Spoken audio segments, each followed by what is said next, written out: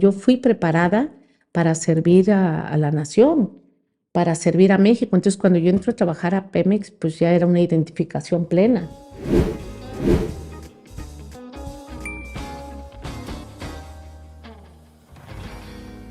Hola a todos y a todas, fundamentalmente a todas, porque estamos ante un evento sin precedentes en la historia política de nuestro país, y es que una mujer va a ser presidenta de la República. De ese tema vamos a hablar hoy con la ingeniera Rocío Nale, una referente no solamente de la Cuarta Transformación, sino también de las mujeres que han alcanzado espacios importantes de decisión y que nos van a dar una historia totalmente distinta con sello de mujer para Veracruz y para México. Hola Inge. ¿Qué tal? ¿Cómo están? Buenas tardes y feliz de estar nuevamente en otro podcast de Café con Rocío. Hoy, como les comentaba, pues vamos a platicar un poco acerca del papel de las mujeres en la política.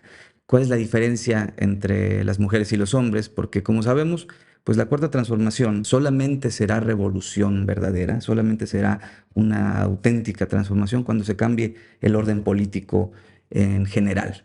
Y eso pasa también por cambiar las condiciones de desventaja que existen en la estructura del Estado para las mujeres. Y pues tenemos a una persona que ha luchado contra esas estructuras en el Estado de Veracruz y en México, y que, dicho sea de paso, se va a convertir muy probablemente en la persona que tome las decisiones más importantes para nuestro Estado. Ingeniera, ¿cómo le hicimos para llegar hasta aquí? Las mujeres hemos avanzado muchísimo, pero esto es a lo largo de la humanidad. El papel de la mujer en el desempeño histórico siempre ha sido de avance en la sociedad, ganarse espacios en la sociedad. La mujer en diferentes etapas cubre el papel en el núcleo familiar, en el núcleo social, muy etiquetado. Parece increíble ver que hace 70 años, apenas 70 años, empezamos a votar aquí en México. Y eso nos hace ver que nuestras abuelas fueron las que lucharon para que tuviéramos una igualdad en la democracia. Nuestras madres, pues también ya fueron quienes participaron en la construcción de una plataforma para que también fuéramos penetrando, hablo de mi generación, fuéramos penetrando en una vida profesional y en la vida política. Claudia Sheinbaum, una servidora y demás compañeras, Clara Brugada, tenemos un papel protagónico porque nos preparamos para eso y porque nuestras abuelas, nuestra madre, también nos fueron preparando. Nuestras hijas ya están mucho más preparadas en el contexto democrático, de igualdad, de oportunidades. Nuestras hijas pueden pensar, pero ¿cuál diferencia? ¿De qué diferencia hablan? Pero nosotros sí todavía tuvimos cierta desventaja, nuestras abuelas, nuestras madres, pues más. Entonces esto te habla de una evolución que hemos tenido las mujeres. Y hoy vivimos un momento histórico, para que las mujeres ocupemos espacios de poder, pero nos hemos preparado profesional y políticamente. Y tenemos un ingrediente más, a diferencia de los hombres, nuestra propia sensibilidad, porque las mujeres somos sensibles, tenemos una, una naturaleza bellísima, actuamos con inteligencia, porque tenemos que cuidar nosotros nos ha costado mucho, tenemos que cuidar nuestro papel, porque somos responsables de las que vienen atrás. Vamos a llegar nosotras y van a llegar más, pero nosotros somos responsables de que ese camino que estamos abriendo para nuestras hijas, para nuestras nietas, para las que vienen atrás, sea un espacio que digan, a ver, fue un espacio ordenado, tenemos referentes que hicieron las cosas bien y estamos obligados a hacer las cosas bien. Entonces estamos viviendo una etapa muy importante. Qué bueno que hay un Día Internacional de la Mujer donde nos reconocemos las mujeres, nuestro papel en la sociedad, nuestro papel en la política, nuestro papel en el hogar, nuestro papel profesional. Qué bueno que nos reconocemos y que hay un Día Internacional contra la violencia hacia la mujer, que es el 25 de noviembre, también porque el derribar muros de diferencias también es hacernos visibles y decir no más. nuestro instinto. Yo fui activista muchos años, muchos años. Yo marché en calles porque yo defendía que no se privatizara Pemex, que se fortaleciera la industria petrolera, sin violencia, sin violencia. Y eso también es una parte que tenemos que cuidar, que nuestras compañeras, los que vienen atrás, no caigan en provocaciones. Por eso es que es importante lo que estamos viviendo ahorita en México con la virtual llegada de la futura presidenta, que no tengo la menor duda que va a ser la compañera Claudia Sheinbaum, que es una mujer de primera, preparada, inteligente, que ya dio resultados y que va a ser la lideresa de todos los mexicanos. Y creo que recayó en la persona acertada. Nuestro movimiento estuvo muy acertado al elegir a la compañera Claudia. En 1947, por primera vez las mujeres votaron para elegir a las presidentas municipales. En aquellos años gobernaba Miguel Alemán y tuvo la frase esa histórica, ¿no? De que vayan a votar, pero no vayan a perder su feminidad, decía Miguel Alemán. O sea, estaba acusando a las mujeres de que ellas pues estaban haciendo algo que no era correspondiente a su papel en la sociedad. Y creo que eso pues era violencia, ¿no? Después, muchos años después, primero en el 55 es cuando ya por fin las mujeres votan en una elección federal y es hasta hoy 77 años después, cuando tenemos por primera vez la posibilidad de que una mujer de verdad llegue a la presidencia de la República. Y que en estos días, de hecho, estamos grabando hoy jueves y el viernes inicia la campaña de Morena a la presidencia de la República. Entonces es una situación muy importante porque por primera vez de verdad alguien con pensamiento de izquierda, porque el feminismo tiene que ser de izquierda, no existe el feminismo de derecha, va a llegar a la presidencia de la República. Bueno, yo creo que las mujeres somos solidarias entre nosotras, pero eso no da pauta para que hagas lo incorrecto. Es decir, si alguien actúa mal, pues sea hombre o mujer, está mal. Por lo general, en mi caso, yo siempre he apoyado e impulsado a compañeras, a mujeres, porque tenemos que ir de la mano. Y a veces no lo entienden. Yo a veces cuando estoy en una reunión y que hay muchos compañeros y compañeras y que sale un tema, siempre digo, las mujeres que están aquí me están entendiendo. Siempre. Porque todavía, cuando salen temas de una discriminación, de un señalamiento, que a veces los hombres ni siquiera se dan cuenta de lo que dicen o de lo que hacen. Claro. Te voy a poner un ejemplo. Cuando los hombres están en una contienda o son los que están en política, se hacen acompañar de sus esposas, de sus parejas, y la sociedad lo ve bien.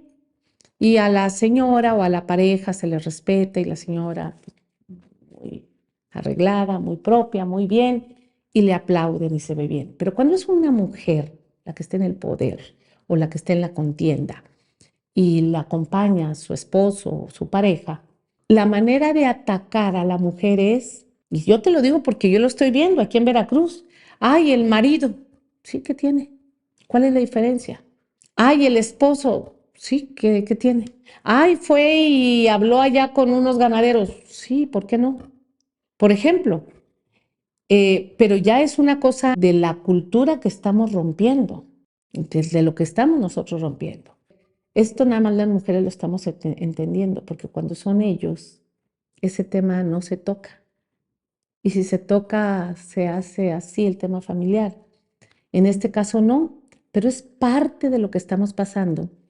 Pero también esa es una ventaja, porque si se maneja bien, todavía nos fortalecemos más.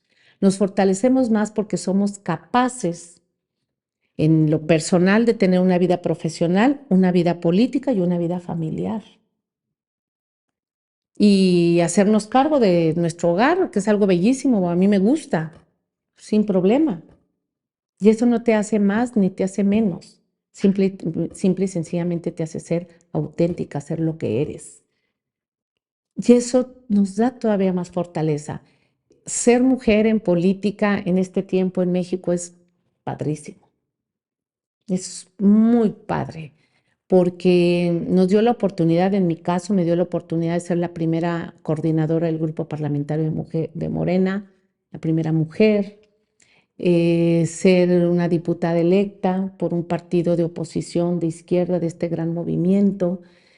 Posteriormente, pues senadora de la República por Veracruz, donde los veracruzanos y las veracruzanas me dieron su apoyo, pero pues llegar a una Secretaría de Energía, donde es un tema que ha sido manejado por hombres tradicionalmente, y no nada más eso, vete a las refinerías, que es mi especialidad, etcétera, etcétera. Y también abrir un panorama, igual que Claudia.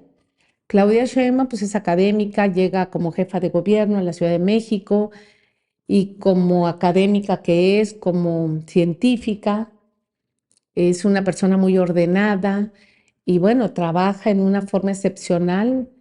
Los resultados que deja en la Ciudad de México son fantásticos y ahora liderar este movimiento rumbo a la presidencia, donde es la bandera de todos los mexicanos y verla cómo ha crecido, cómo se ha hecho, cómo nos representa, dice uno, wow, muy bien, muy bien.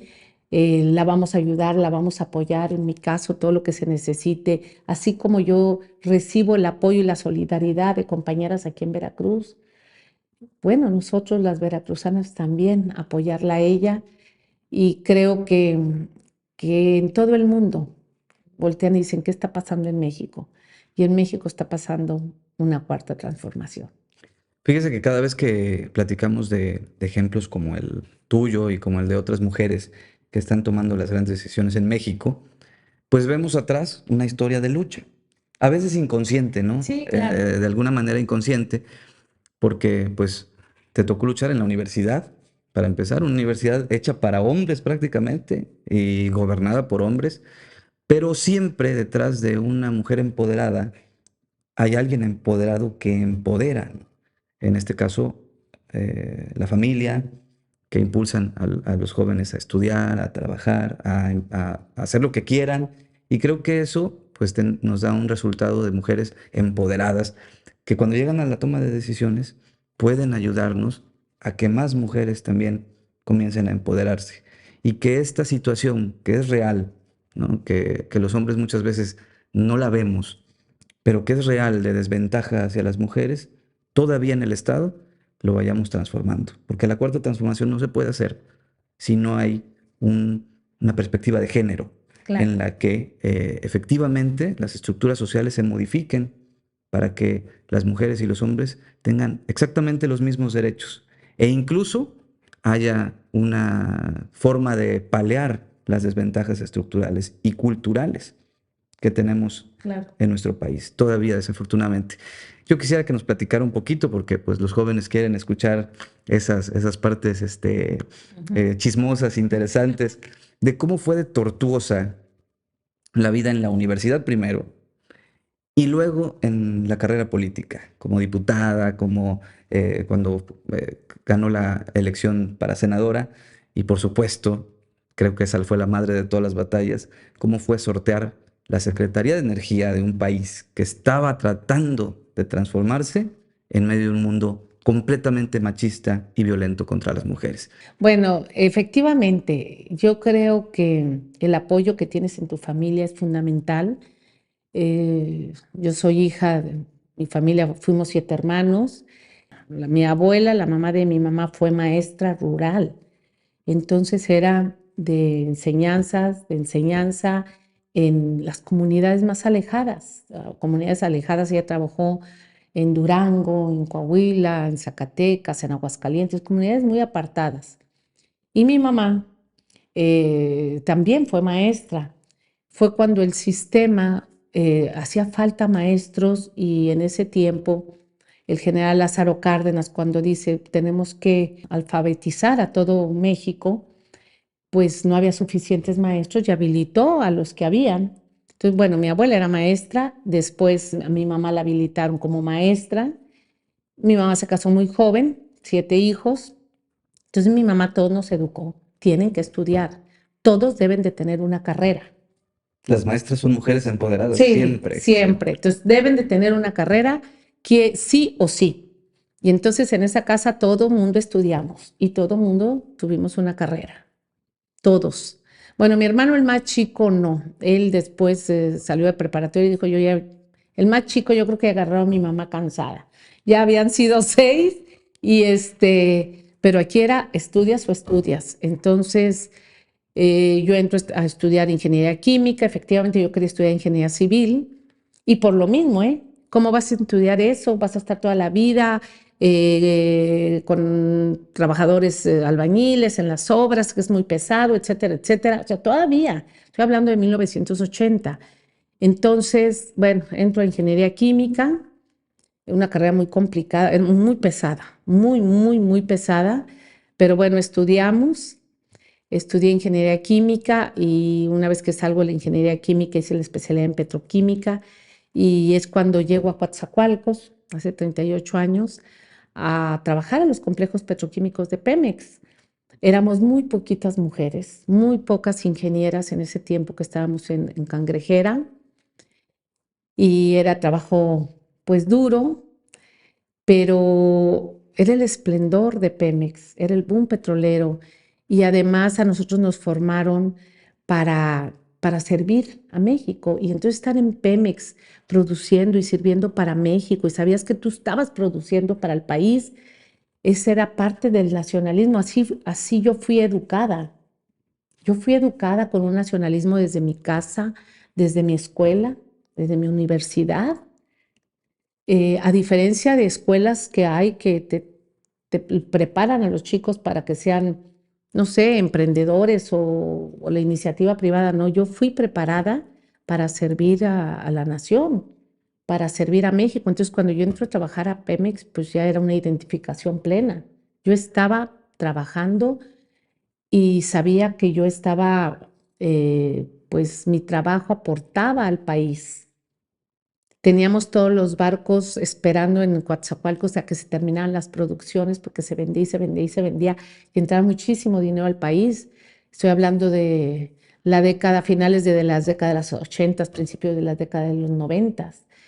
Entonces, por supuesto, cuando entra el neoliberalismo dijimos, eso no puede ser, he ahí el choque. Entonces yo fui educada y preparada para eso. Yo tengo 2 hijas y a mis 2 hijas igual, estudian porque estudian, no tienen opción. Les he dado yo libertad de decisión, creo que demasiada, demasiada libertad. Ellas son independientes, han decidido trabajar donde ellas quieren, pero están preparadas. Entonces sí viene la solidaridad de una abuela, de una madre, hacia mí y yo hacia hijas. Sí es toda una cadena en mi caso. Hay casos todavía asombrosos cuando dicen, yo no conté con ayuda, para mí fue muy difícil y sin embargo salí, bueno, eso es sorprendente, pero hoy las mujeres estamos escribiendo historia en México y tenemos una alta responsabilidad, muy alta. Yo creo que por eso nuestra energía es mayúscula, damos de más, porque tenemos una responsabilidad con el pueblo, pero sobre todo entre nosotras, entre nosotras. Entonces estamos viendo tiempos interesantes, sin duda. Tenemos más diputadas, tenemos más presidentes municipales, tenemos más senadoras y pues el exhorto con todas es a tener una firmeza, a no perdernos en el camino. La madurez política sí se hace con una trayectoria. Hay una larga historia de lucha de las mujeres en México, que creo que tiene momentos importantes, pero que ha desembocado en este esquema que tenemos ahora de paridad de género. Herramientas que nos sirven para que las mujeres estén en los espacios de decisión. Sin embargo, no todas las mujeres, de hecho, no son muy pocas las que desde esos espacios los convierten en espacios de lucha para consolidar una transformación que va de la mano con el proyecto de la 4T y creo que en ese camino es en donde estamos, porque Morena, pues la mayor parte de sus candidaturas a gobernadores son mujeres. Sí. Porque Morena, la mayor parte de las candidaturas a diputados locales, federales, van a ser mujeres. y van a ser mujeres que nos van a ayudar a seguir empoderando a las mujeres. ¿Qué pasó después en la Cámara de Diputados? Bueno, en la Cámara de Diputados fue una cosa bellísima. Ser la primera en la primera legislatura de Morena fue todo una práctica social fabulosa. ¿Por qué práctica social? No quiero decir experimento social, pero sí fue una práctica social. Nadie quería ser candidato de Morena, era la primera vez, era un partido que nadie conocía. El presidente López Obrador y yo nos habíamos salido del PRD, se había formado este nuevo y era la primera elección, nadie conocía. De hecho, yo en mi campaña decía, en la boleta, en la parte de abajo va a estar, tenía que explicar cómo era el logo de Morena. Exacto, porque ni siquiera lo conocían.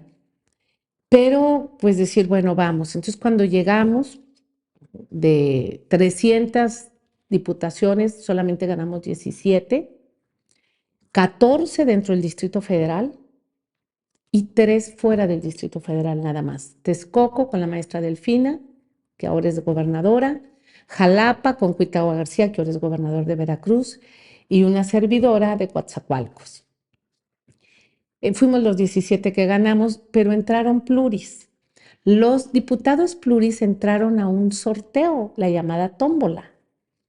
Y esa primera tómbola fue maravillosa, porque se anotaron en la tómbola, nadie creía pues, que un partido, ese que se dice Morena, va a dar pluris, quién sabe quién es, esos no van a llegar. Estamos hablando del 2015, en el 2012 habíamos perdido la presidencia con Peña Nieto. Entonces, ¿quiénes se anotaron?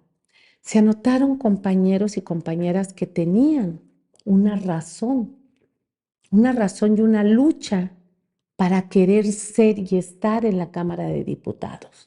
Entonces, por ejemplo, siempre pongo el ejemplo de Modesta Fuentes, una compañera del Istmo de Tehuantepec, de Juchitán, donde ella tenía un tema muy profundo, muy fuerte sobre derechos humanos que había pasado en su familia y que la lleva a ella en una lucha muy fuerte, muy fuerte. Fue un tema familiar muy fuerte y dice ella, pasó Morena y yo me anoté. O una campesina de Puebla, Blandina, cuando dice, en mi comunidad, nosotros vivíamos de la milpa y llegaron una empresa y quisieron pasar sobre nuestra milpa para poner un ducto, hubo ahí un altercado con los hombres de la comunidad, nos quedamos las mujeres solas, en eso pasó Morena y me anoté y llegó a ser diputada. O aquel compañero que era del ESME y que andaba en la calle luchando y gritando por los derechos del ESME porque Felipe Calderón había desaparecido Luz y Fuerza del Centro y también se anota. O sea, por ejemplo, o la ama de casa de Iztapalapa que tenía una situación personal fuerte y que a lo mejor no encontraba una situación en su vida y pasa Morena y se anota. Y así todos los compañeros tenían una razón. Por ejemplo, el que Morena haya invitado y haya aceptado Laura Esquivel, escritora como agua para chocolate, estuvo con nosotros de diputada y conocer a Laura, la sensibilidad de Laura, la inteligencia de Laura Esquivel y que convivía entre nosotros y que era la parte sensible. Ella es una persona excesivamente sensible, amorosa, cariñosa y que ella hacía un papel estelar dentro del grupo parlamentario. Pues era bellísimo el grupo parlamentario, la mayoría éramos mujeres, por supuesto. Hicimos un papel muy bien, sabíamos lo que estábamos haciendo ahí.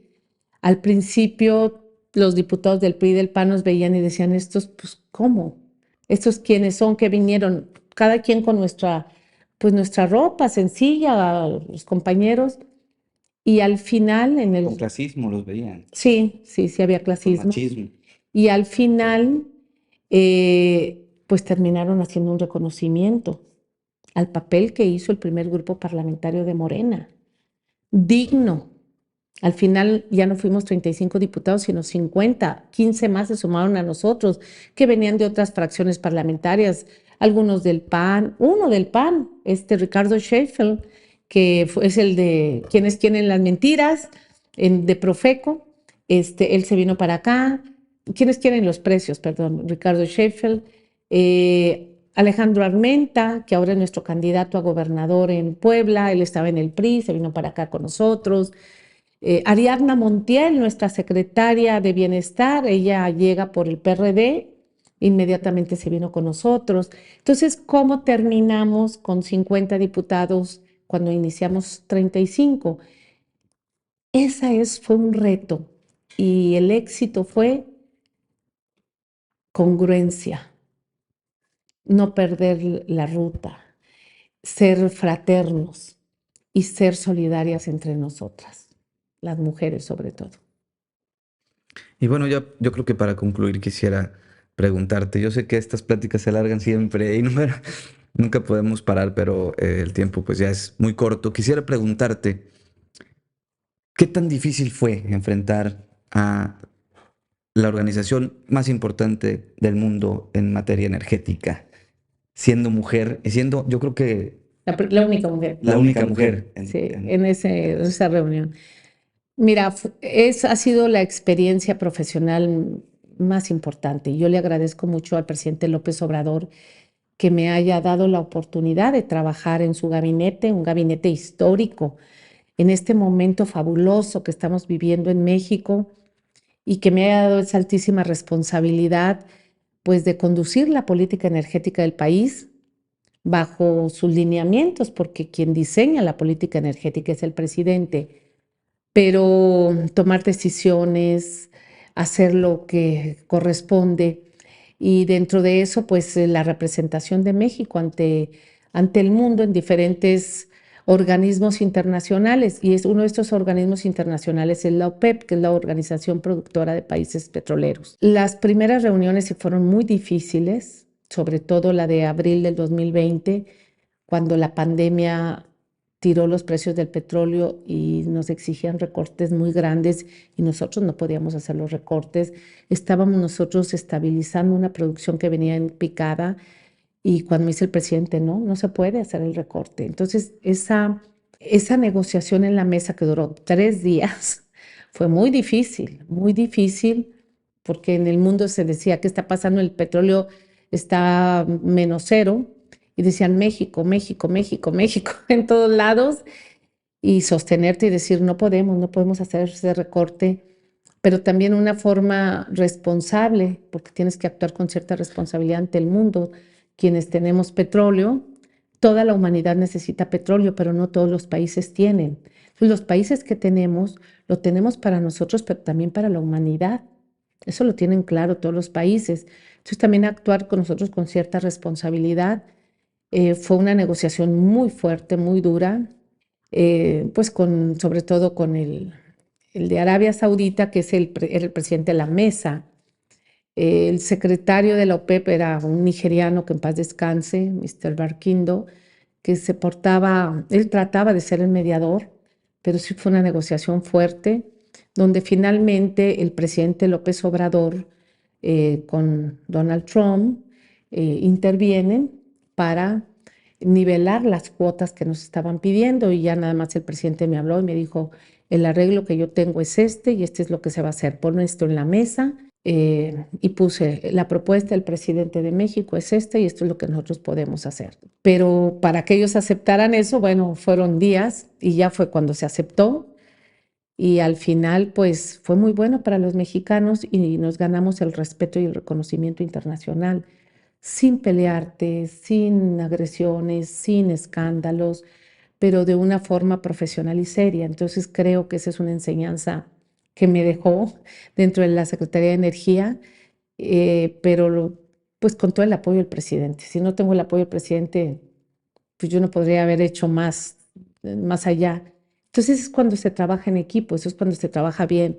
Y efectivamente ser la única mujer, que llegaba un momento en que yo veía a los demás como decían, es que a lo mejor ella no entiende. Y yo les decía, no, sí entiendo y sé lo que estoy haciendo. y no podemos hacer esto. Y sin alterarte, sin decir, oigan, ustedes están haciendo uso de la violencia. No, no, no. Es una mesa de negociación.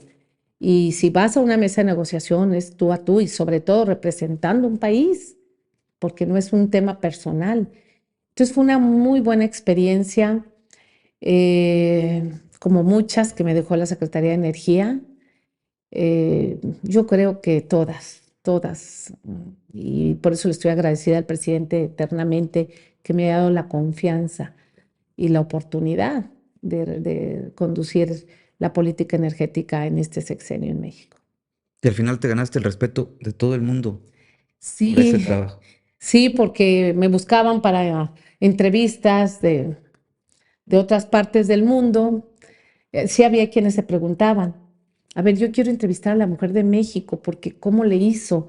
Y yo no, yo que voy a dar entrevistas de eso, yo que voy a estar hablando si yo tengo que estar sacando los temas.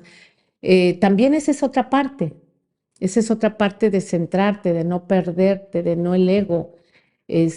Cosa que ahí nos ayuda mucho, en lo personal nos ayudó mucho el presidente, porque no se pierdan, es esto, este es el objetivo. Tenemos que aumentar la producción de gasolinas, tienes que hacer una refinería, tenemos que recuperar el sector eléctrico, hay que ayudar a Pemex, hay que ayudar a la CFE, o sea, lo que sabíamos que teníamos que hacer. Y ahí el presidente, que es un gran líder, pues nos estuvo conduciendo bastante bien.